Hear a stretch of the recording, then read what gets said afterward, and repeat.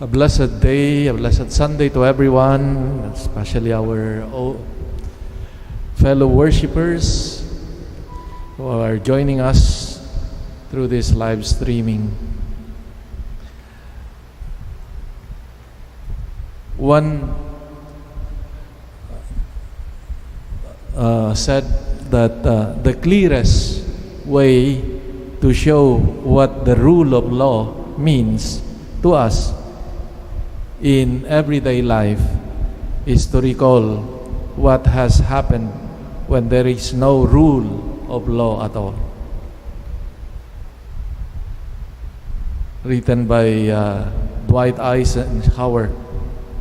Now, that we can see the importance of law when we compare it to situations that there are no rule of law at all. Take just for example the traffic rules. No?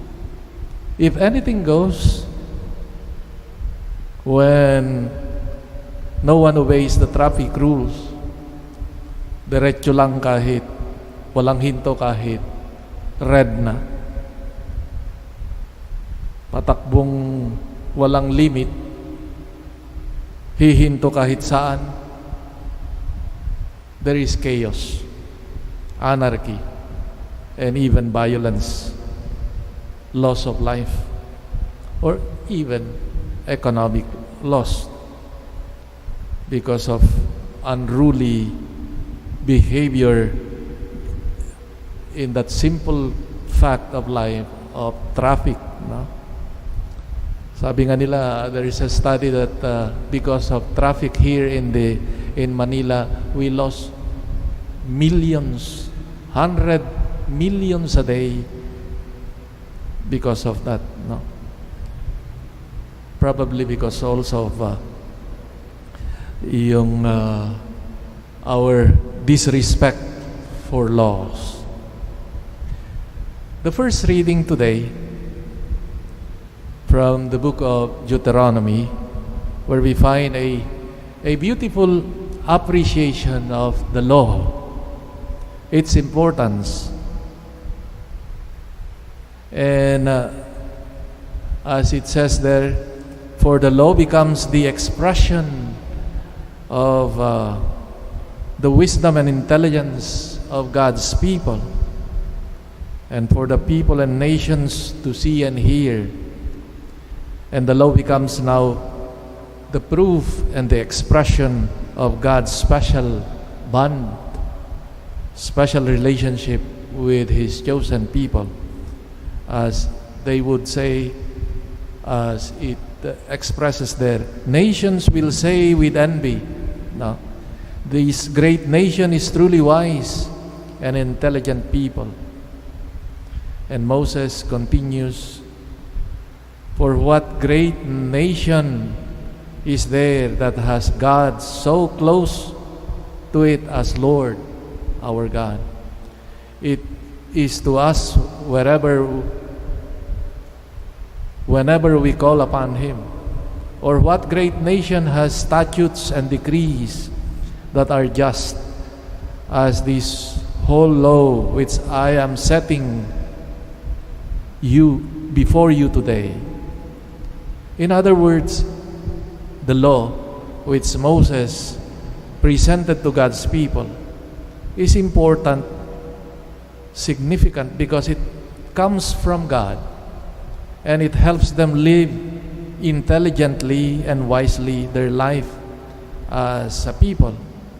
And it is an expression of their correct relationship with God, who made a covenant with them. So we see here the importance of the law, because at times we have the impression as if that Jesus did away the law in the Old Testament. Far from it.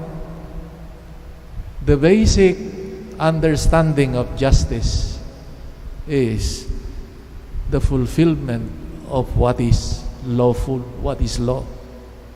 What is the law? What dictates the law? And we will see later on that Jesus is observant of the law. So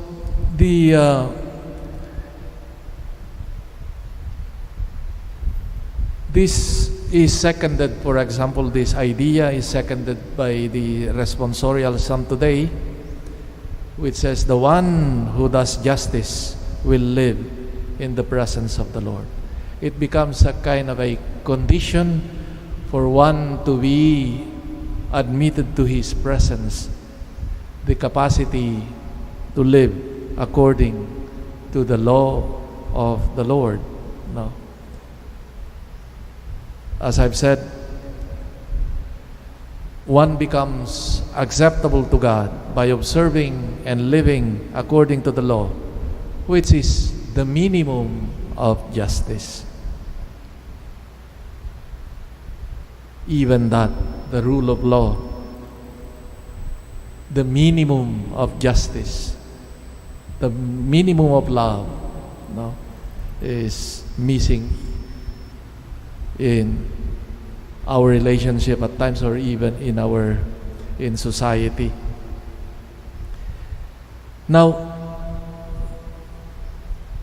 the gospel, on the other hand, proposes another way of looking at law, that is a vision of law that moves beyond the literal and the externals of the law.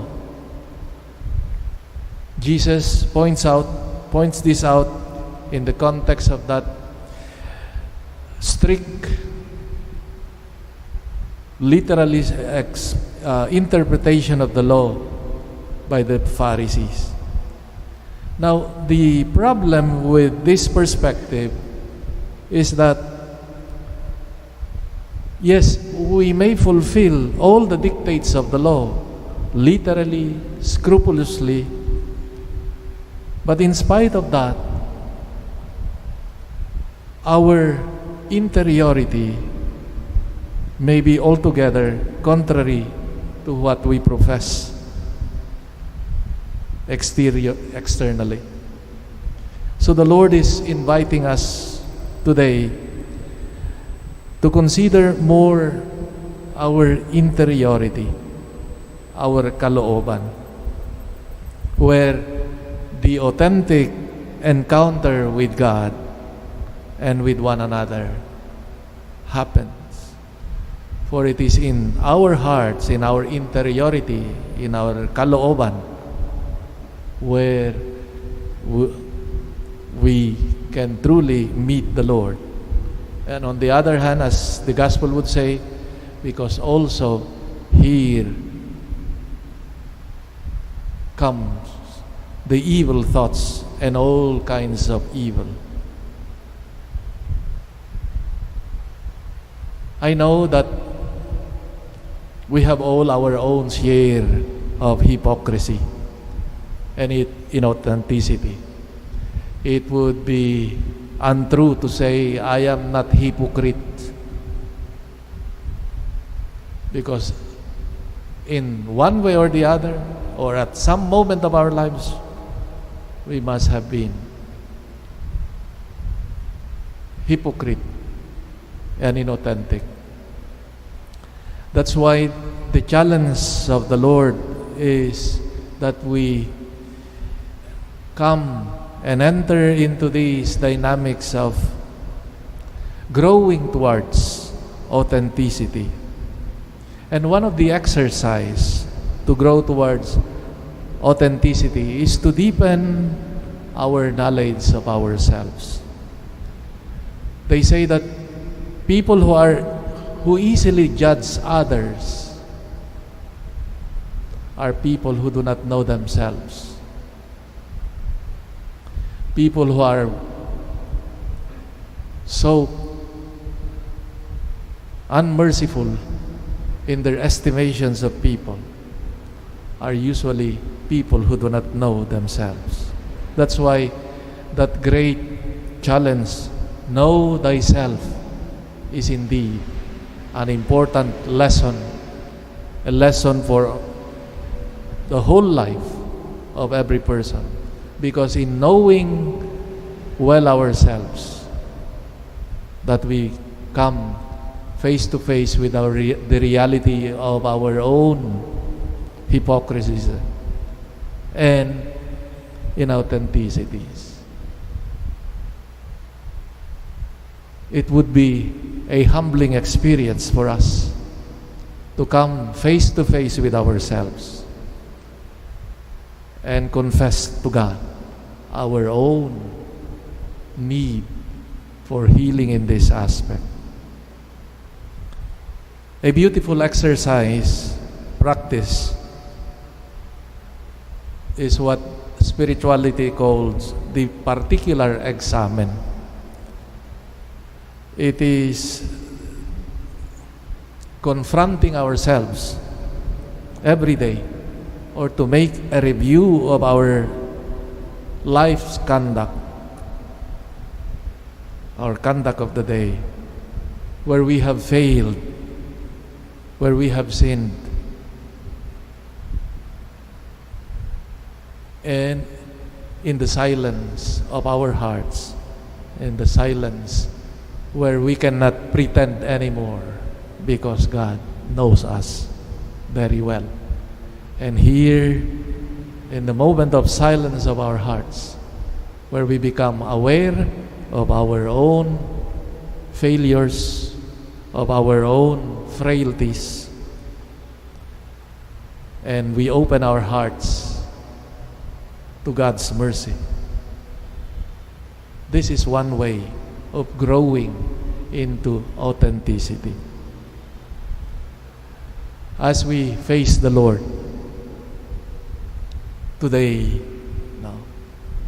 in this Holy Mass, with His Word, with the sacrament, He comes to us, inviting us to open our hearts and let His Spirit enlighten us and interrogate us, that we may know better ourselves, and knowing ourselves, we may grow in authenticity daily.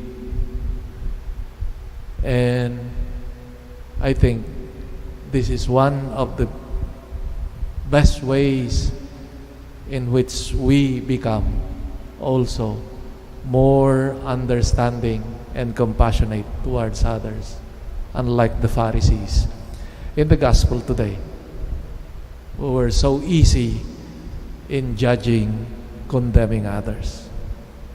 May our knowledge of ourselves and our experience of God's mercy enable us also to be compassionate towards others. Amen.